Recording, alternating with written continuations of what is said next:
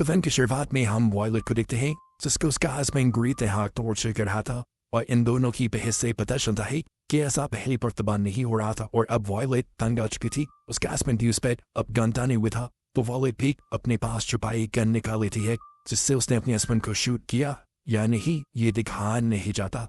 वो scene cut हो गए काफी सालों बाद हमें दोबारा वॉयलेट को ही दिखाया जाता है जो पहले से काफी स्ट्रॉन्ग नजर आ रही थी। अब उसका हस्बैंड उसके साथ ही था। अपनी जॉब के तौर पर वो उन लड़कियों को थेरेपी देती है जो अपने हस्बैंड के टॉर्चर का शिकार रह चुकी हैं।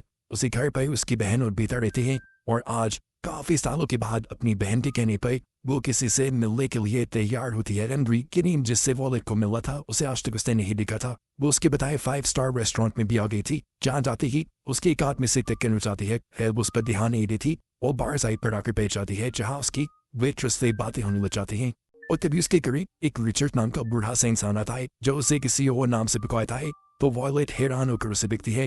असल में वो वॉयलेट को अपनी फ्रेंड समझ रहा था लेकिन उसकी फ्रेंड अभी तक नहीं आई थी। ऐसे में वॉयलेट और रिचर्ड दोनों आपस में बातें करने लग जाते हैं।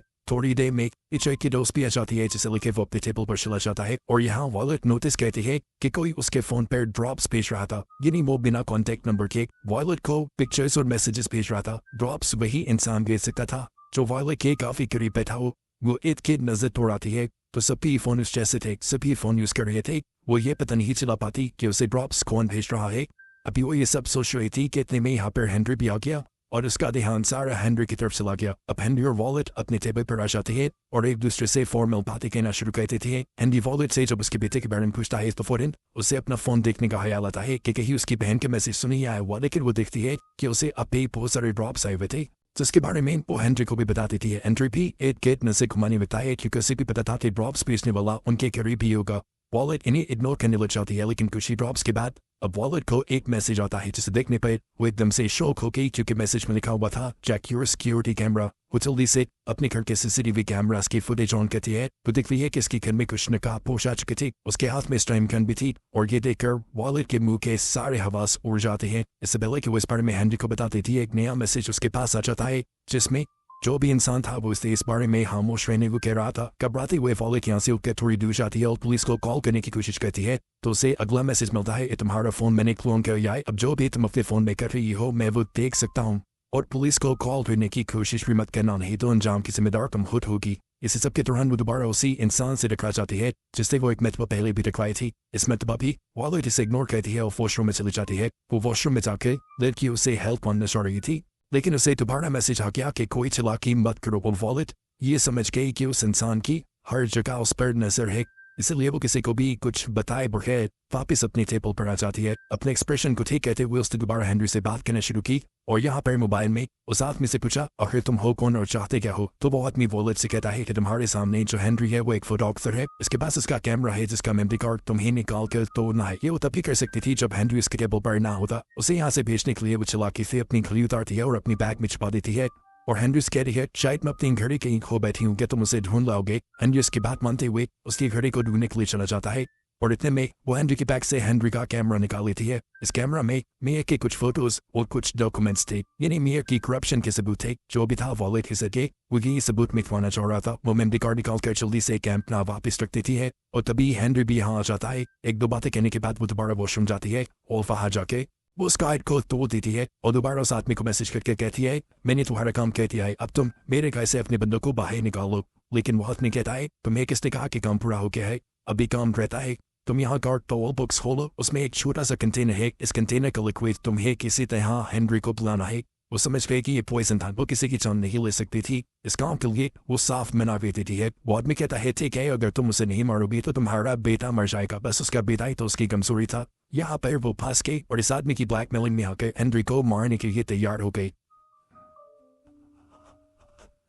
जोते हुए वॉशरूम से बाहर आई तो उसकी नजर उसी आदमी पर पड़ी जिससे वो 2 मिनट बाद टकरा गई थी। उसने नोटिस किया कि ये आदमी काफी देर से इस टेबल पर अकेला ही बैठा था और फोन भी यूज कर रहा था। उसे लगा कि ये आदमी उसे ड्रग्स पीस रहा है। इससे पहले कि वो कोई बात कहती अपने टेबल पर वो देखती है कि हेनरी ओके मिला है। उसके पास आती है तो हेनरी से कहता है कि मुझे लग रहा है तुम मेरे साथ कंफर्टेबल नहीं हो, तुम बार बार बहाने बना रही हो मुझसे दूर जाने के, तो बेहतर यही है कि मैं यहाँ से चला जाऊँ। इस टाइम पर वॉलेट उसे रोककर किस कहती है और उसे रुक जाने को कहती है। उसे कहती है कि मुझे तुम्हारे से कोई प्रॉब्लम नहीं है, मैं तो चाहती हूँ कि तुम यहाँ रुको। अभी वो ये बातें कर रहे थे कि पीछे एक लड़की काफी शोर मचाते हुए यहाँ से चली जाती है। ये वही लड़की थी जो उस ओल्ड विचर के पास आई थी, जिससे यहाँ आते ही वॉलेट ने काफी बातें भी की थी। देखकर वॉलेट को बुरा लगता है और वो आंखों ही आंखों में उसे हौसला भी देती है। इसके बाद वॉलेट की नजर जाती है उस पियानो बजाने वाले आदमी की तरफ। उसके पास एक बोल भी रखा हुआ था जिसमें पैसे इकट्ठे हो रहे थे। कि देखते हुए उसके माइंड में एक आइडिया आया और उसने एक नोट निकाल कर अपनी लिपस्टिक से उसके ऊपर हेल्प में लिखा। वो वेटर को बुला कर ये नोट उस पियानो वाले के पास तो भेज देती है,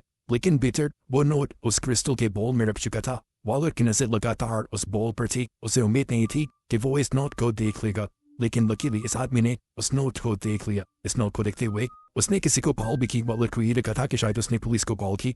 इतने में ही वेटर उनका भी खाना लेकर आ गए और वॉलेट को उस खाने के अंदर अपना ही दिया हुआ नोट नजर आया, जिसकी दूसरी तरफ उसी इंसान ने दोबारा वॉलेट को वार्निंग दी हुई थी। उसने पीछे मुड़कर देखा क्या ये पियानो बजाने वाला ही उसे ब्लैकमेल कर रहा था। चूंकि एक ड्रिंक पीने से बहुत में वही पड़ गई, अकेले ही एक कमरे में लॉक भी कर दिया था। उसे दोबारा एक मैसेज आता है कि अगर ये सब कुछ ठीक करना चाहती हो तो अपना काम मुकम्मल करो। ये पढ़ते हुए वो एंड्रू से कहती है मैं तुम्हारे लिए कुछ पीने के लिए लेकर आती हूँ। वेट्रेस उसे ड्रिंक दे देती है और जैसे ही वो ड्रिंक में कुछ बनाने वाली थी तो उसे फौरन ही दोबारा मैसेज आया कि ये काम तुमने अपनी टेबल पर बैठकर करना है। वो उन ड्रिंक्स को ले जाकर अपनी टेबल पर रख देती है और फिलहाल हेनरी से बातें करना शुरू कर देती है। वो हेनरी से पूछते हैं क्या है तुमने मेरे अंदर ऐसा क्या देखा कि तुम मुझसे मिलने के लिए आ गए। तो हेनरी बताता है कि मैं ज्यादा लोगों से मिलता जुलता नहीं और डेटिंग प्रोफाइल्स पर तो बिल्कुल भी नहीं जाता, क्योंकि वहाँ पर ज्यादातर लोग अपने बारे में झूठ दिखते हैं।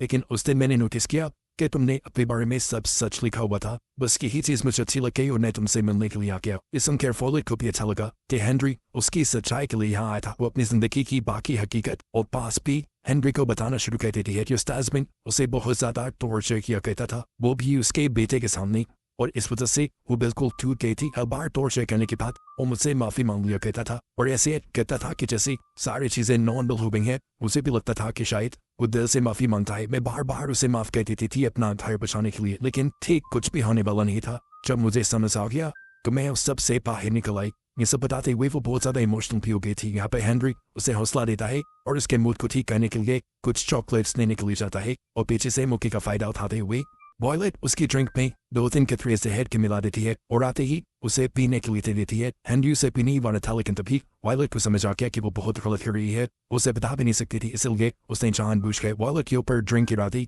जिससे वो अपनी ड्रिंक जहर वाली पी नहीं पाया। अब ड्रिंक के गिरने की वजह से उसके कपड़े खराब हो गए थे। हेनरी साफ करने के लिए वॉशरूम में चले जाता है तो यहाँ पर वो आदमी दोबारा वॉलेट को मैसेज करता है और कहता है कि तुम ज्यादा चालाक बनने की कोशिश कर रही हो।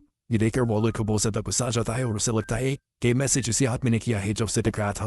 वो उससे बात करने जाने वाली थी कि तभी यहाँ पे उसकी पार्टनर आ गई। वो कंफ्यूज हो गई कि अगर वो किसी का सच में इंतजार कर रहा था तो उसे मैसेज करने वाला इंसान कौन था। वो अब वेट्रेस के पास चली जाती है। वेट्रेस उससे कहती है मैं काफी देर से नोटिस कर रही हूँ तुम घबराई हो, क्या तुम्हारा पार्टनर तुम्हें तंग कर रहा है?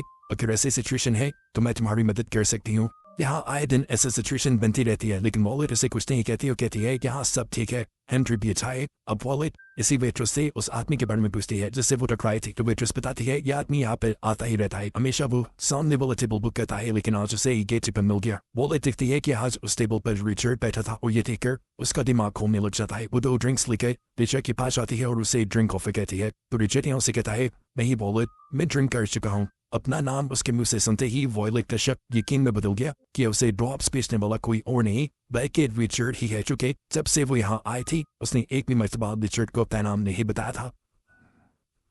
वॉलेट उसे से पूछ लेती है कि तुम्हें मेरा नाम कैसे पता? इस सुनकर रिचर्ड हंसते लग जाता है और उसे अपनी सामने वाली चेयर पर बैठी को कहता है और साथ ही ड्रिंक करने को भी कहता है। वॉलेट जानती थी कि उसकी किसी भी बात को इनकार नहीं कर सकती। ये पीने के बाद वो पूछती है क्या तुम चाहते क्या हो? रिचर्ड कहता है बस मेरा आखिरी काम बचा है, वो तुम भी जानती हो, वो काम पूरा कर दो, मैं तुम्हें तुम्हारे पीते को आजाद कर दूंगा। इससे तुम्हारी तारीफ करनी पड़ेगी। तुम हो बहुत चला, तुमने हेनरी को ड्रिंक पीने से भी बचा लिया, लेकिन तुम्हारी वजह से एक बहुत बड़ी गड़बड़ हो गई। वो बेचारा पियानो वाला बेकसूरी मारा गया। चलो शुक्र है कि मैंने तुम्हारा वो नोट देख लिया। अगर मेरी नजर न पड़ती तो देखो हम मारे जाते। इन दोनों की बातों के दौरान यहाँ पर हेनरी भी आ जाता है जो वॉलेट से पूछता है सब ठीक है ना? तो वॉलेट जवाब कहती है हाँ ये रिचर्ड है मेरा दोस्त। हेनरी और रिचर्ड एक दूसरे को हेलो कहते हैं, जिसके बाद वॉलेट हेनरी को एक ड्रिंक दे देती है, जिससे वॉलेट के कहने पर हेनरी पी भी लेता है। यही खड़ा ये पिलाने के बाद वो हेनरी से कहती है आप अपने टेबल पर जाकर बैठे, मैं बस रिचर्ड से थोड़ी सी बात करके आती हूँ। अब वो कहती है चलो मेरे घर से अपने बंदे को निकालो।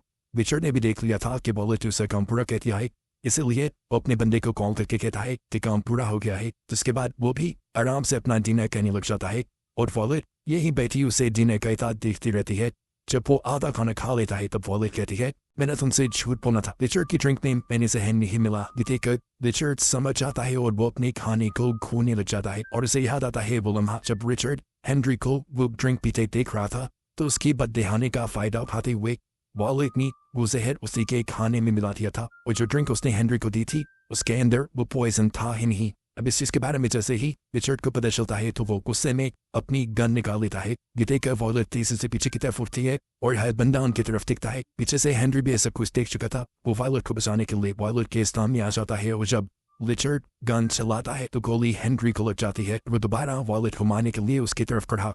इससे पहले कि अभी वो गोली चलाता पीछे से वेट्रेस आकर उसके हाथ पर हमला कर देती है जिससे उसका हाथ मोटा है और गोली चाकर होटल के ग्लास से टकरा जाती है। अब ये देखते हुए उसे वेट्रेस पर भी गुस्सा जाता है और वो वेट्रेस के ऊपर ही हमला कर देता है चाकू से और इस हमले में वो वेट्रेस भी बेचारी जख्मी हो जाती है। इसे जख्मी करने के बाद वो दोबारा गन लेकर वॉलेट के सामने आ जाता है और इस मरतबा वॉलेट अपने पास पड़ी कोई चीज उठाकर उसकी तरफ फेंकती है जिससे बचने के लिए रिचर्ड साइड पर हो जाता है। लेकिन उस चीज की वजह से पीछे का सारा कांच टूट जाता है और हवा के तेज प्रेशर की वजह से हवा रिचर्ड को खींच लेती है।